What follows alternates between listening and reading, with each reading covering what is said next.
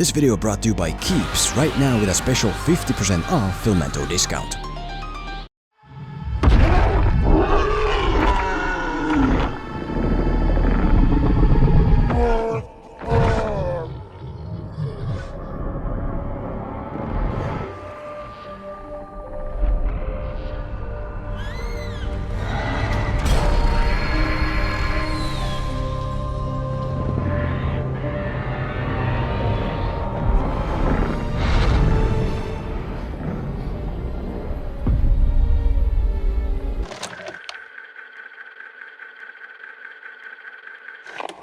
Godzilla vs. Kong is another new 2-hour cure for pandemic boredom given to Aspire Lords and Saviors over at HBO Max. This time about two massive cinematic titans clashing together in a battle for the ages. And it's actually a pretty weird case of a movie. On one side, specifically the human side, it's a gigantic step down from the previous entry.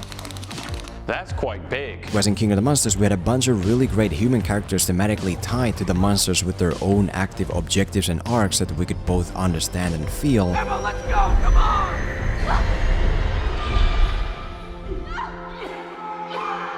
Here, that's not really the case. Here, the human characters are reduced to just carrying or following the monsters around or to just being embarrassingly pointless. I mean, even Millie Bobby Brown, who gets second biggest credit, achieves nothing in the whole movie and exists only to find out exposition for the audience. And it's like, if you don't want to do anything with your human characters, then stop giving them screen time. But on the other side, specifically the monster side, this movie does seem to very effectively deliver what most audiences actually want to see. A giant lizard fighting a giant monkey.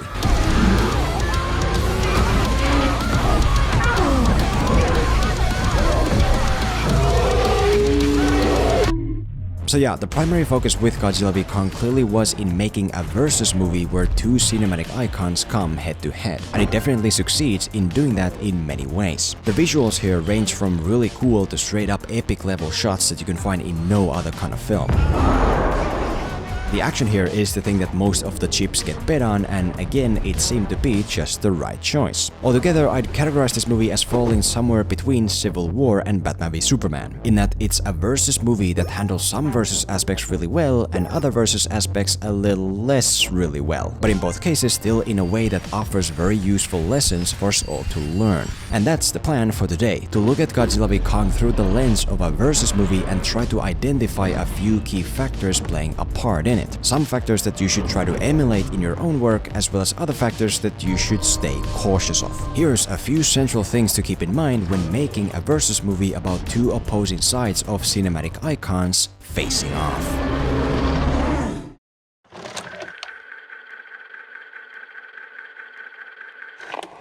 The first versus-related lesson to learn here is the importance of pushing your heroes off balance in order to break them free from the predictable limitations that come with being a hero. For example, even though Godzilla isn't a straight-up hero, the prior movies have still established him as a pretty good-natured rational being who, for example, won't just show up and deliberately kill us all for no reason. Which isn't very good for a versus movie because as per that established hero limitation, there's no reason for the audience to view Godzilla as a big deal who might actually purposefully do something seriously bad. And so to combat this, the movie knocks him off balance in a way that he immediately shows up and starts deliberately killing us for no real perceivable reason.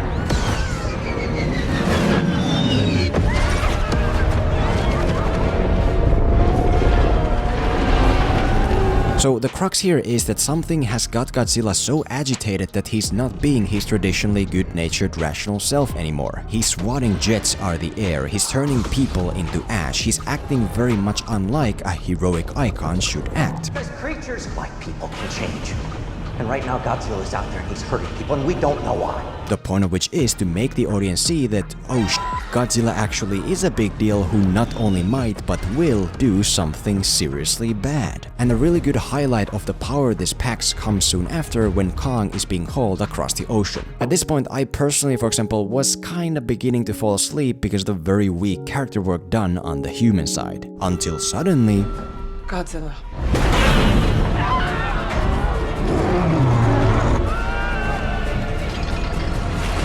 Right, when Godzilla shows up to attack Kong's convoy, all my sleepiness, for example, was gone in an instant. Because at this point, it's clear to everyone watching that what's about to happen isn't gonna be some light-hearted goofing around where two cinematic icons kinda pretend to whack at each other. No, Godzilla isn't here to pull any punches. He's gonna kill us and he's gonna kill Kong, leading to this really intense stakes-filled battle where you can genuinely fear for the safety of Kong as well as our human heroes. All thanks to the earlier choice of pushing Godzilla off balance. In any other movie he might be confined to the limitations of a heroic icon, but in this movie he's a big f***ing deal without any limitations.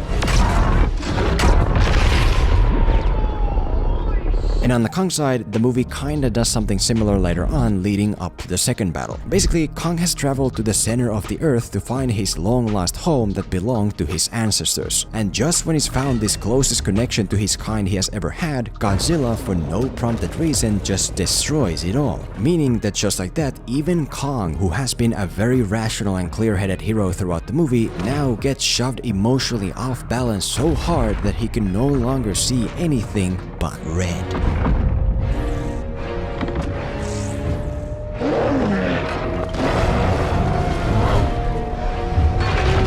I will say that this movie could have leaned into this a bit more. Show how Kong as an orphan is genuinely ecstatic to find this connection to his kind. Show the true terror in his eyes when that connection gets destroyed. Show how the terror turns into blind rage. But regardless, the point here is that we now have two opposing quote-unquote heroes so mentally messed up that they're no longer bound by the traditional rules that come with being heroes. They're both fighting each other for real, and they're both willing to go as far as that fight takes them, which is the thing that makes the fight not just a whatever pretend hero versus hero sparring session, but instead a real proper emotion-driven battle that comes off as truly intense and powerful.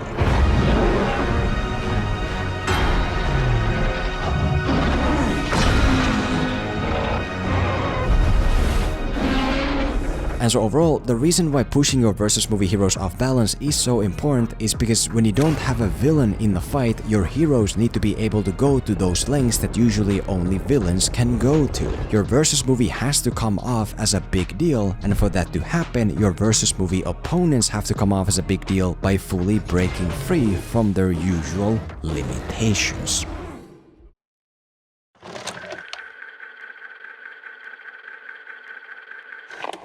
The second versus lesson this movie teaches is to construct your versus battles in such a way that they justifiably build one opponent up without bringing the other down. As I mentioned, the first fight between the Titans takes place in the middle of the ocean. Kong is being hauled on a cargo ship when Godzilla shows up like a shark smelling blood. And as you watch the ensuing brawl play out, you can notice that it's pretty one-sided.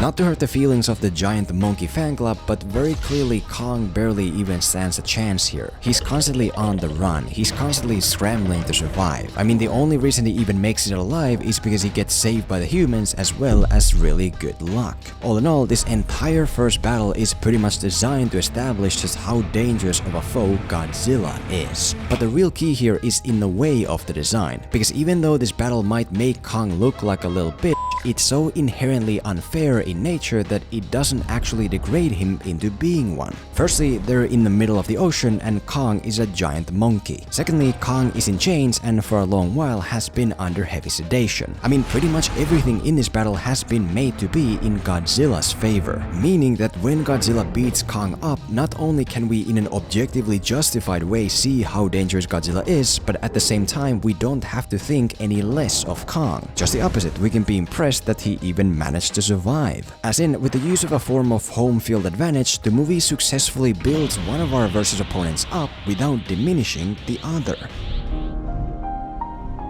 That'll do, monkey. That'll do. To build on this example, look at the second battle taking place in Hong Kong. Not only is Kong now in a city filled with skyscrapers, he also carries a weapon using the same source of energy as Godzilla. And suddenly, the wind blows a bit different.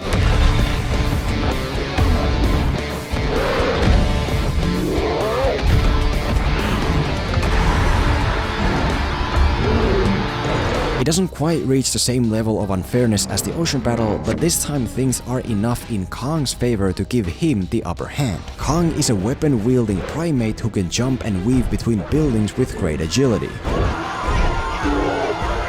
Whereas Godzilla is a fat, clumsy lizard who can mostly just stand there among the buildings and spam the same attack again and again. And not to hurt the feelings of the giant lizard fan club, but clearly Godzilla in this specific setting holds the shorter stick, justifiably so. Looks like round 2 goes to Kong. And so again, this time by giving Kong home field advantage, the movie manages to build him up as a proper worthy foe without necessarily bringing Godzilla down. Meaning that when we ultimately go to the final third battle taking place in a fully equal setting where both titans can shine to the best of their abilities, it'll be really interesting and powerful to watch play out. Now obviously that's not what happens here, because the movie suddenly decides to have Godzilla beat Kong in the city anyway, so that in the third battle they can instead join together to fight a mechanical doomsday.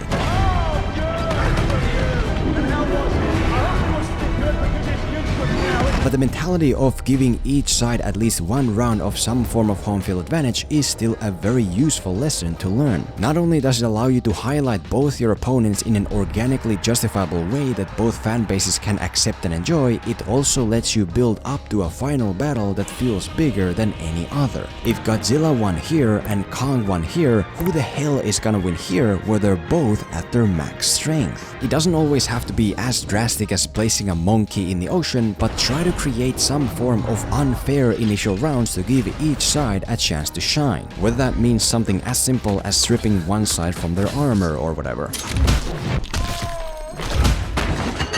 Because the only thing bigger than two cinematic titans clashing together is when both of those titans have been built up as winners.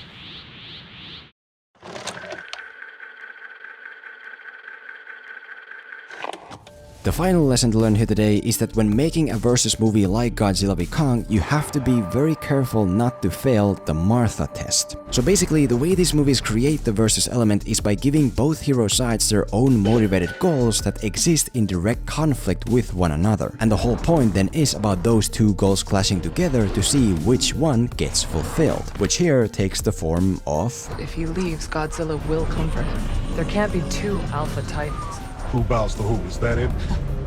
Kong bows to no one. Right, so as we've seen in the earlier movies as well, Godzilla is an alpha creature who will not voluntarily coexist with another alpha. And will actively seek rivaling alphas out to topple them. Whereas Kong is a born king who will not kneel in front of any other creature. As in, very clearly, only one of these goals can be fulfilled. And after the final battle in Hong Kong, it all culminates in Godzilla beating Kong down. But even though Kong is beat, he still won't submit. He still throws in the last word. He still tries to get back up to fight. He still refuses to give up his quote-unquote alpha king status.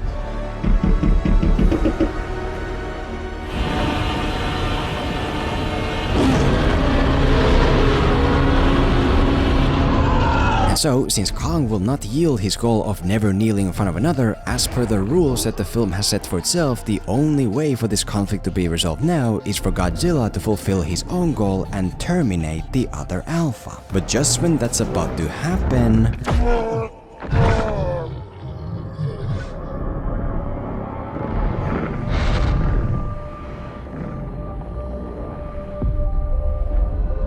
To give some context, the thing I'm talking about here originates from Batman v Superman. After their final fight, Batman is the one who beats Superman down. And since Batman's goal has been clearly established to be to kill Superman to protect the world from him, the only way to resolve this conflict now is for Batman to kill Superman. But just before that happens, the writers of the movie run in and tell Batman that Superman's mom's name is Martha, just like his mom's, which then makes Batman magically compromise and concede his goal in a way that leaves the conflict unresolved because nobody actually won.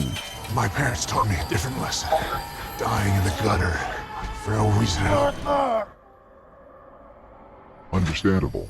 Have a nice day. And considering that the director of Godzilla v Kong publicly said that this time it was gonna be different, it is very frustrating to see it suffer the same fate. Godzilla has been written into the exact same corner situation as Batman, where at this point the only logical thing left for him to do to win is to kill Kong. But instead of doing that, there's this silent look between them that magically makes him just concede his goal and leave in a way that nobody actually wins. The argument you could make against this though is that Godzilla already knew that Kong was mortally wounded, and so that's why he just left, because his opponent already was as good as dead. Which is a fine argument until you look at how he's been established to handle this exact same situation in the earlier movies. Like, does Godzilla usually just wound his rival unkneeling alphas and then leave them alone to gradually die? Well...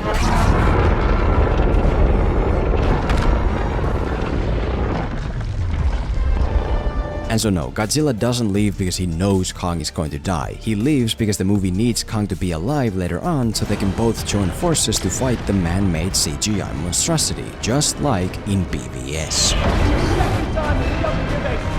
About what is going on in front of the camera. What don't you understand? Oh shit. For comparison, look at the finale of Civil War. Tony Stark's goal is to kill Bucky for killing his parents, where Steve Rogers' goal is to keep Bucky alive at any cost. And in here, there is no compromise, there is no magical Martha moment where the winning side suddenly concedes their goal just when it's about to be fulfilled. Martha! No, Steve pummels Tony down until his suit loses power and then leaves with Bucky alive in his arms. As in, Iron Man loses, Captain America wins. The point here being that the winner of your versus movie isn't decided by who beats the other to the ground more, but instead by which side fulfills their ultimate goal. And it's the filmmaker's job to come up with goals that the winning side can actually fully complete. I mean, yeah, Kong does technically win here because Godzilla lets him keep his unkneeling Alpha King status, but you have to make Kong make that happen by either beating that acceptance into Godzilla's head or by proving it some other way. You know, before the conflict has already ended. There cannot be this magical Martha moment where the winning side just conveniently concedes their goal and this way leaves the losing side kinda the winner, just so that they can then join forces against the whatever empty CGI shell. That's Batman vs Superman, and it's not the kind of Batman vs Superman you want your versus movie to successfully be. But before you go, a bit of follow-up to what happened here a couple weeks ago. Basically, in my Monster Hunter video I was doing a special 500k subs Q&A and explained that if you want to get a real-life girlfriend in the post-pandemic world like me, you need to shave your hairy lockdown body. Well, this answer led to another opposing question from K.E. Epps, who asks, "But Filmento, what if the problem is that I'm losing hair and starting to go bald? How do I get a girlfriend then?" This is actually a good question because hair loss does affect most guys in some form at some point, and my own receding hairline, for example, almost blew my chances with Chloe Moretz. But luckily, what I managed to do was get in on this subscription service that allows me to treat and prevent my hair loss easily at home. I used it for around 6 months and look at me now. My hairline is great and Chloe Moretz is my girlfriend. For real though, the service is called Keeps and they've quickly become one of the most popular brands in the field of hair loss prevention at an affordable cost. They're sponsoring this video with a limited time offer of 50% off your first order by clicking the link in the description and going to keeps.com/Filmento. So if you think hair loss is beginning to affect you and your chances of getting a girlfriend, do something about it. Follow up over.